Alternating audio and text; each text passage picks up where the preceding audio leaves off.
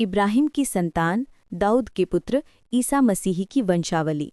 इब्राहिम से इसहाक उत्पन्न हुआ, इसहाक से याकूब, याकूब से यूदस और उसके भाई। यूदस और थामर से फारेस और ज़ारा उत्पन्न हुए।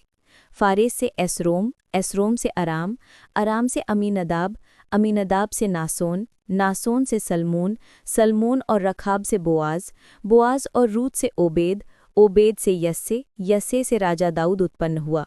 दाऊद और यूरियस की विधवा से सुलेमान उत्पन्न हुआ। सुलेमान से रोबोआम, रोबोआम से अबिया, अबिया से आसफ, आसफ से योसफात, योसफात से योराम, योराम से ओजियस, ओजियस से योअथाम, योअथाम से आखाज, आखाज से इजिकियस, इजिकियस से मनस्सेस, मनस्सेस से आमोस, आमोस से योसियस और बाबुल निर्वासन के समय योसियस से येखोनियस और उसके भाई उत्पन्न हुए। बाबुल निर्वासन के बाद येखोनियस से सलाथियेल उत्पन्न हुआ। सलाथियेल से जोरोबाबेल, जोरोबाबेल से अबयूद, अबयूद से एलियाकिम, एलियाकिम से आजोर, आजोर से सादोक, सादोक से आखिम, आखिम से एलियूद, एलियूद से एलियाजार, एलियाजार से मत्थान, मत्थान से याकूब, याकूब से मरियम का पति यूसुफ और मरियम से ईसा उत्पन्न हुए, जो मसीह कहलाते हैं। इस प्रकार इब्राहिम से दाऊद तक कुल 14 पीढ़ियां हैं। दाऊद से बाबुल निर्वासन तक 14 पीढ़ियां और बाबुल निर्वासन से मसीह तक 14 पीढ़ियां। ईसा मसीह का जन्म इस प्रकार हुआ। उनकी माता मरियम की मंगनी यूसुफ से हुई थी, परंतु ऐसा हुआ कि उनके एक साथ रहने से पहले ही मरियम पवित्र आत्मा से गर्भवती हो गई थी।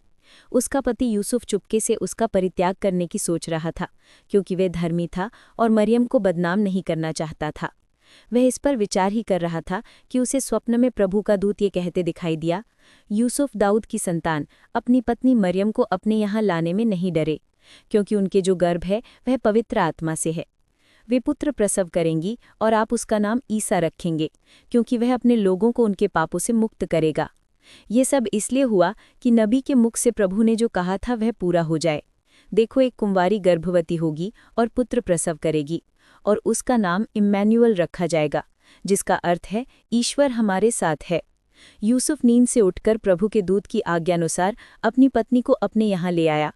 यूसुफ का उससे तब तक संसर्ग नहीं हुआ जब तक उसने पुत्र प्रसव नहीं किया, और यूसुफ ने उसका नाम ईसा रखा।